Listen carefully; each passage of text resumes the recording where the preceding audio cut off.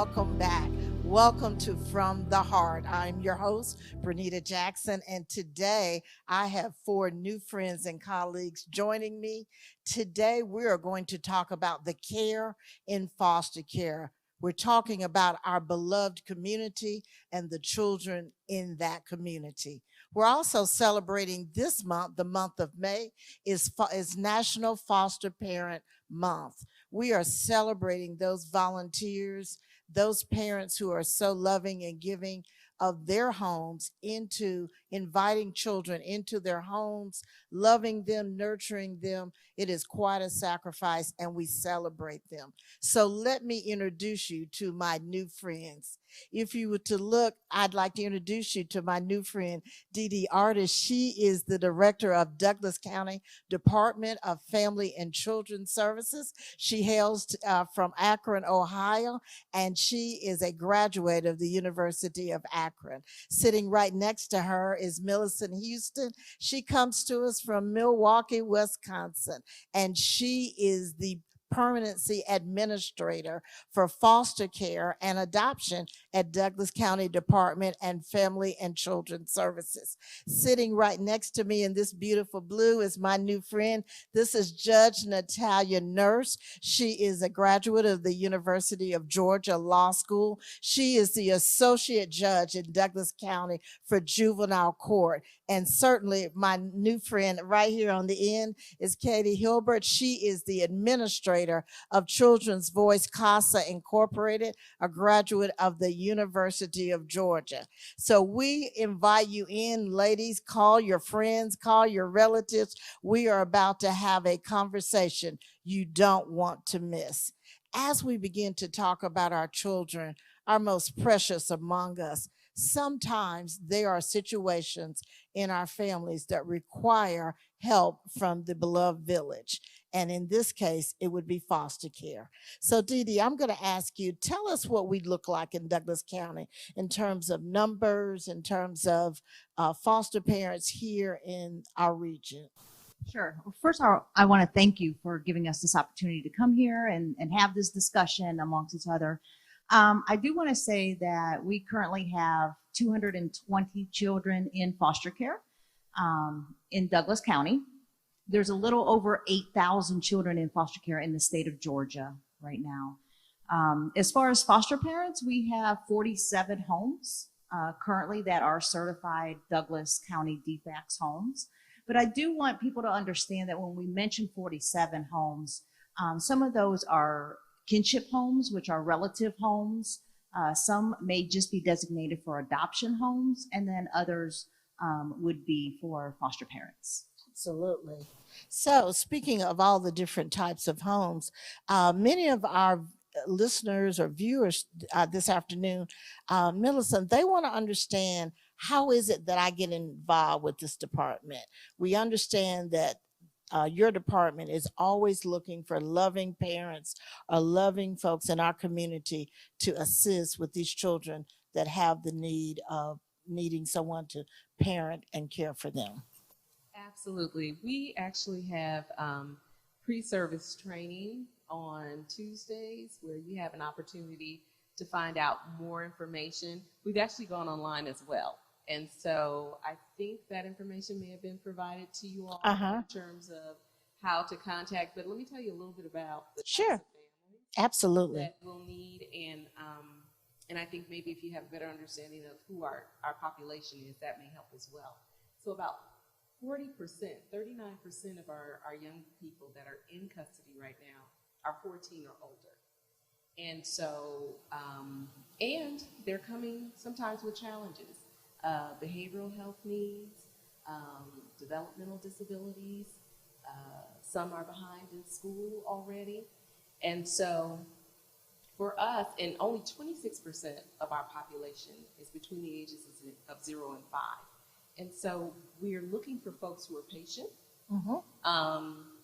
who are willing to mentor and guide and support some of our older youth. But there's always the need for people who will love children of any age. So if I'm a single parent and let's say I have a child, can I still be a foster parent? Absolutely. Playmate. So Absolutely. yes, we love that. Oh, good, good. So, Katie, so every child that comes into the system, as I understand it, gets to have someone from your department help represent them. Help us understand what CASA does. Yes, that is absolutely the goal for each child in foster care to have a court-appointed special advocate. And our volunteers are everyday people who have been trained and are supported by CASA to make sure that that child has everything that they need while they're in care. They advocate for their best interests, and we get the pleasure of serving at a judge nurse's court, and that means that our volunteers go to court, help provide unbiased information to judge nurse so that she has all the information she has that she needs, and that we really just act as a safety net to ensure that that child gets what they need and that they're not falling through the cracks. And so we absolutely need more volunteers always. We're always recruiting. And we have a pre-service training requirement, and I believe we've given all of the information on our website. Absolutely. So, as we end our program, you all will be able to see contact information for Department of Family and Children Services and for CASA. Now, Judge Nurse, you are the gatekeeper for juvenile. Policies are set. And so many that are watching us this afternoon, they don't know that before a child comes into care, that there really has to be someone looking at that. But as I understand it, the juvenile judge holds a really unique place in our community, not just from the judicial standpoint, but from the advocacy and from a very caring standpoint. Can you kind of tell us how you interface with this department and CASA as well? So I'd like to think that we operate as sort of a team approach with the vast majority of cases that we see. The end goal is to get that child or children back home. Foster care is meant to be temporary to allow the parents or caregivers to address the issues, whether it be substance use, mental health issues, those sorts of things. And once they have done that and we've seen behavior change and it's safe for those kids to go back, that's what we ideally like to do. I will say that, yes, I am one of the gatekeepers, but I do have a chief judge who appointed me. And so it's two of us, Judge Michelle Harrison. We are both on call 24 hours a day, 7 days a week.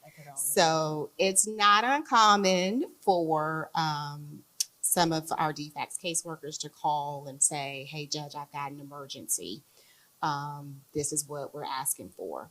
And they all know Judge Harrison and I well enough now to know, okay, these are the questions that I'm going to ask you. Have you tried to identify relatives or another adult who may have a commitment to this child? Have you reached out to dad's relatives?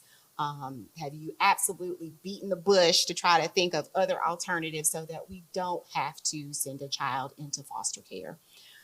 So they usually do a really good job of answering those questions for us. And when it's absolutely necessary, then it's absolutely necessary, and we will enter the order to remove that child to foster care. You and I, Bernita, were talking a little bit before the show about, there's a misconception that DFACS is just on the prowl and they're looking to come and take children. That could not be further from the truth. Because those of us who have been immersed in child welfare law understand the dynamics and how traumatic removal can be for a child. To us, we see the problems with the parents and we're saying, oh, this isn't safe to you. But to that child, that's mom or dad. I love them no matter what's going on. And so we absolutely try our best to remedy that and look at alternatives before we do that. Today, chopped steak. We're gonna have that 40-weight gravy on it and those chopped onions, and we're gonna slather that over some white rice, And man, I got this Nike socks out for Cardi Rum Pound Cake. Y'all ready to eat? Let's go.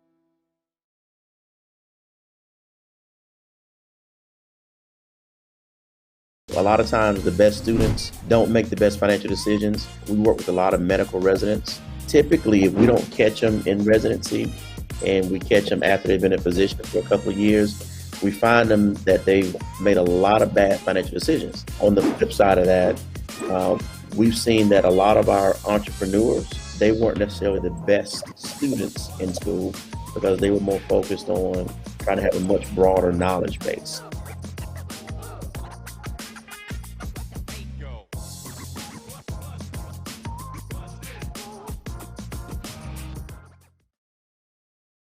So you were mentioning family preservation, Dee Dee, and I guess Millicent. What happens when this child, say, is placed into care? But what is happening with the family? What's happening with mom and dad? What opportunities or what is happening with them while we have a child placed into with a foster parent? There's, well, there family preservation efforts Okay. to literally preserve the family, but there is a family preservation program, and those are intact families. And so an investigator has gone out, they've assessed the situation, and they've determined that, you know, the safety level or the safety threat doesn't rise to the level that we need to remove the child from the home. So they can stay in the home with a plan, with a safety plan, and then that's monitored. However, when children are removed, that parent or parents receive a case plan, and so they have to regularly work through those issues that, and it's monitored every 6 months. We go back in court and we monitor their progress to see how they're progressing towards their case plan goals, and we're on a time frame. And so that's it's possible that we may even go into court more frequently, depending on what's going on with the case. We have up to 12 months to reunify family members, and if we don't see that progress, if people haven't substantially complied with the case plan and there's still safety threats for the child, then we may have to look at alternatives. Okay. So that brings us to another point.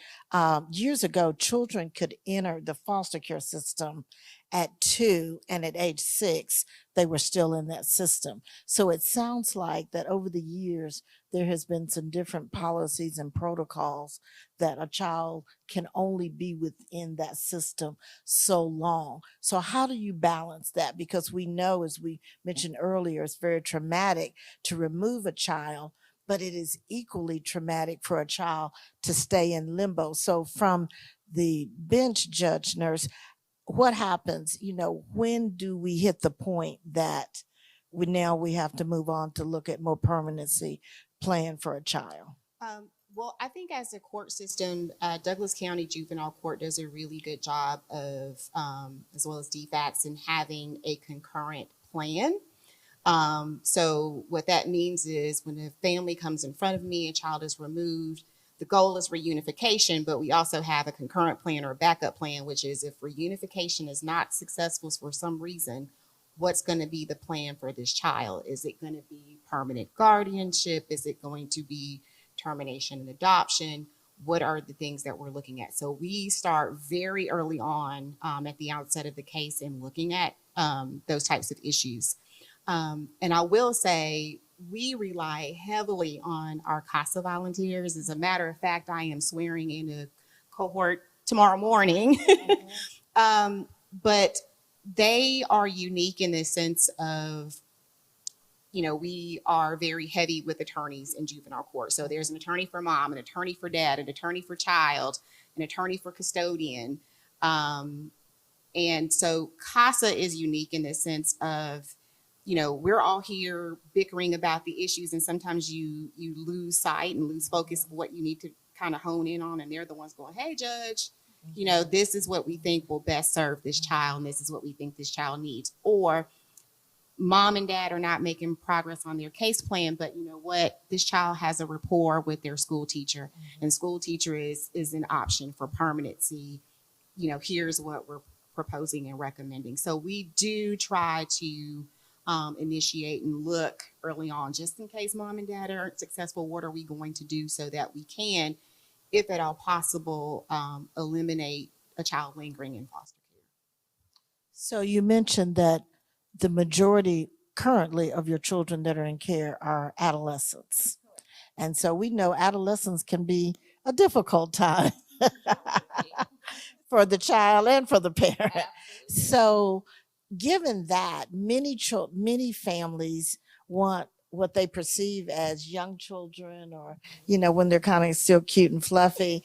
And so adolescence is a bit different because it depends on what phase we're in this week. We may be in a dark phase this week, and we may be a flower child by next week. So how is it that with an adolescent that you're able to get them into forever homes? Because I realize that many people who are looking to adopt or to foster for a long period really often favor the younger child. So what is it that you have to do to prepare the community to understand that these adolescents really need? There's so many opportunities to mold and grow with those older youth. I'm also an adoptive mother, and I met my daughter through DFACS at age 14. So for me, I can sell it because I believe it. Right. It's they're more independent. There are levels of engagement that you can have with your adolescent that you're not going to be able to have with your 4-year-old, that you can't have with a 14 or 15 or 16-year-old. And so I find them hilarious. They keep me young. They explained to me what CAP was. I thought that was something that goes on your head. But they, in terms of just, some of it's just a matter of who you have a heart for. Okay. I do have a heart for teens. And so for me, it's very easy. That's not a difficult one, but I do think it requires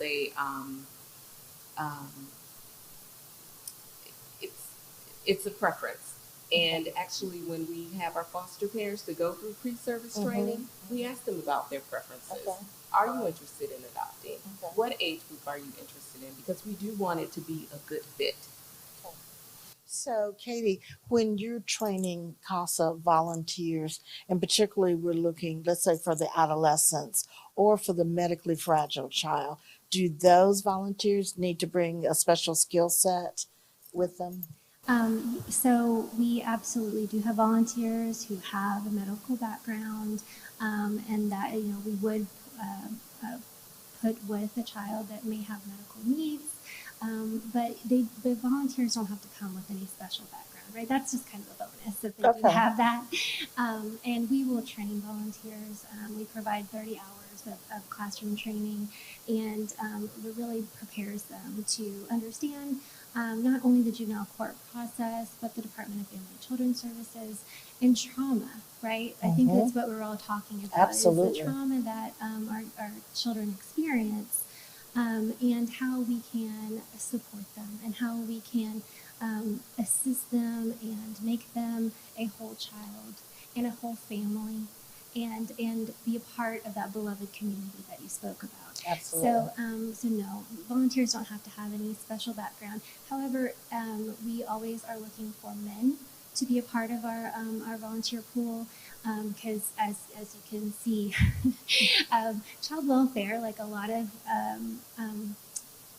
areas that are child-centered, are often female-dominated, right? All of the Absolutely. leaders here are female, and so we do have teen boys, who may only have a foster mother and a female caseworker and a female attorney and a female judge and a female CASA, and we might be missing an opportunity to support them in their needs. So we always want to place the right volunteer with the right child.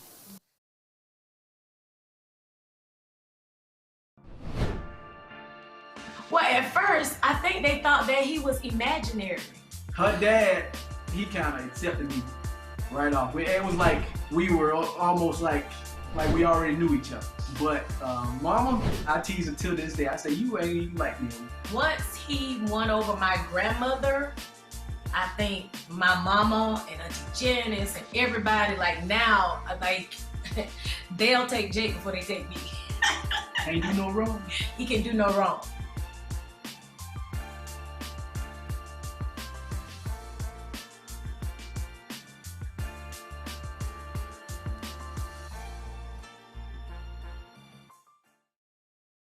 When I was in foster care, I never knew when I would have to move, so I always had my suitcase ready to go.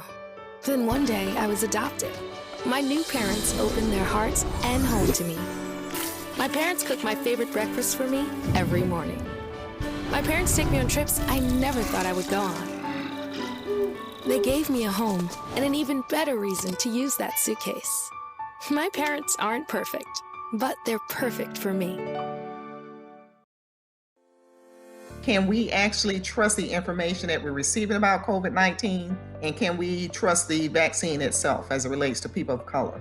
I feel so intimately connected to this topic of mistrust as it relates to the African American community because of the unethical practices of the past that we've experienced. As far as trusting the information that we receive about the vaccine, I would advise persons listening is to consider the source of your information.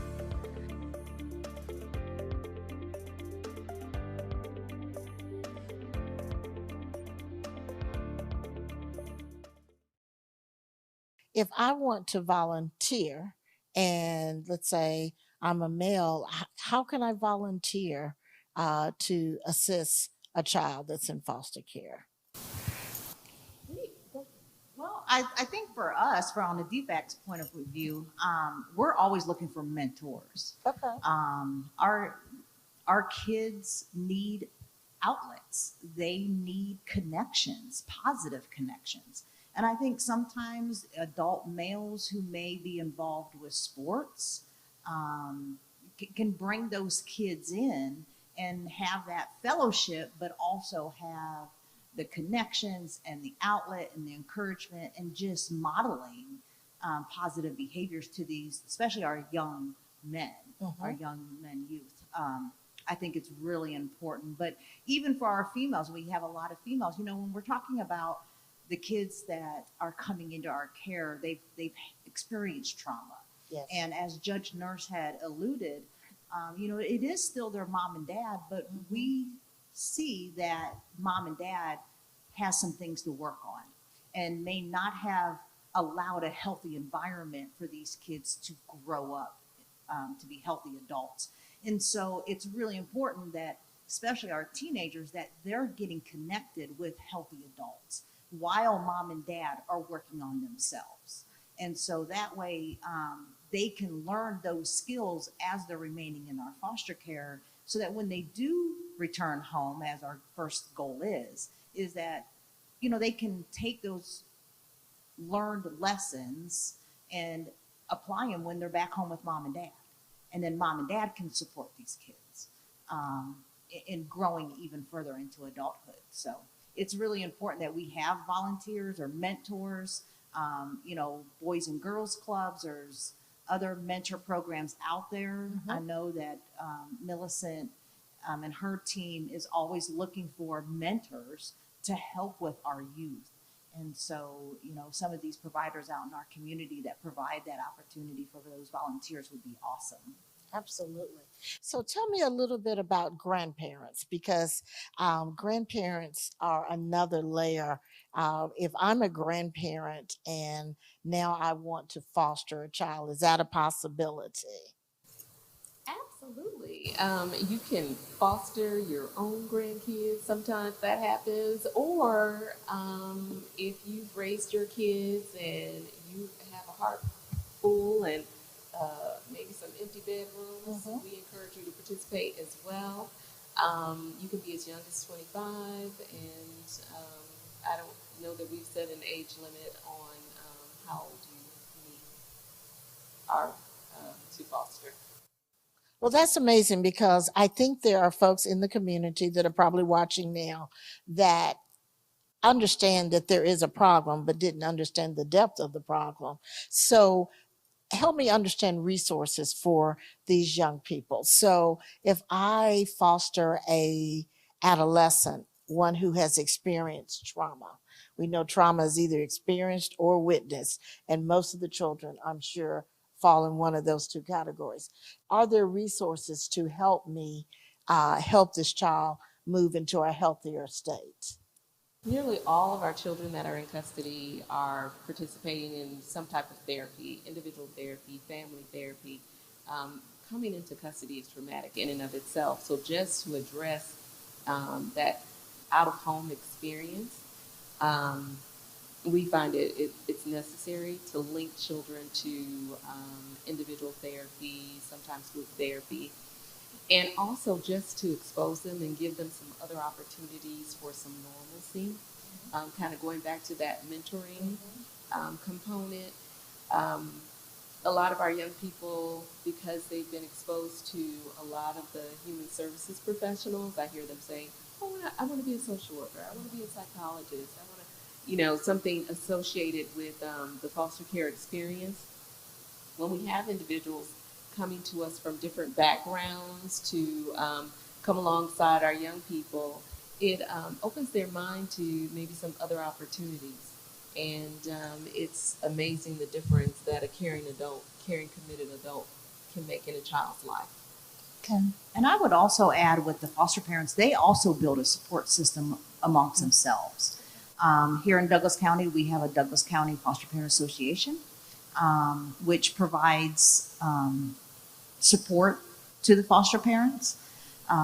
They also, within our region in the state of Georgia, we have a 24-hour conference line, phone line, that foster parents can call and actually speak to another foster parent within the region if they're having trouble dealing with a certain particular behavior of a child, or they have some questions about medication, or maybe want to find resources for the child in their home. They're just not sure where to look for them. So they can call this host line and state their question, and it'll be answered by a peer of theirs. So we tried to provide support to our foster parents. I think we all agree that foster parenting is tough. And so, they need just as much support as, the parents or the children or the foster care staff that do the work. They need that support too, and that's offered to them. So, Judge Nurse, these identified resources, is it just something that is on a plan that would be a good idea, or does those resources or the request for those resources come down by order?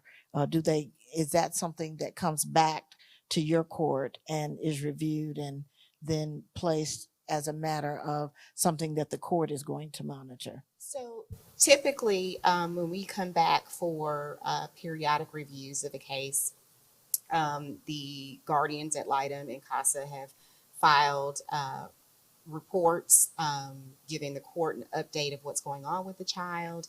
The child's having certain behaviors that need to be addressed, and what's recommended, or foster parent They have the right to speak and be heard when they are appearing for hearings. And so I give them that floor and that opportunity because they are the ones who are living with that child day to day.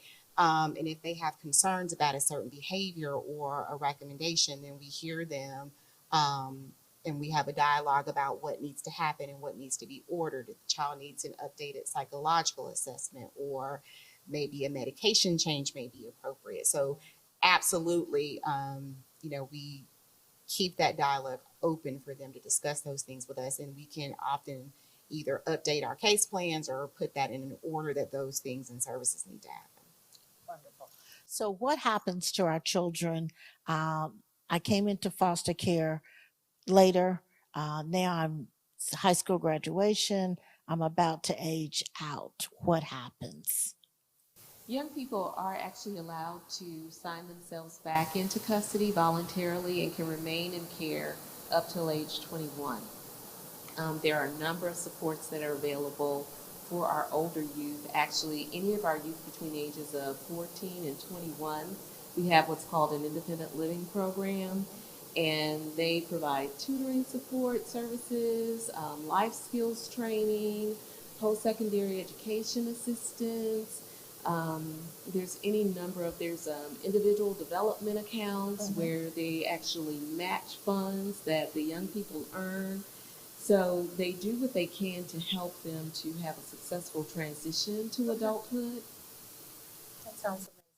So, ladies, one thing that we know that our children, it is a village, and it's going to take this community to rally around our children to place them in healthy and happy environments. So, as we come to a conclusion for this discussion, Dee, tell me, what is it that you would like for our community to know about the foster care program here in Douglas County? What I'd like to know is, first, I want to just kind of give a shout out to Millicent and her team. I mean, we could not do this without her team.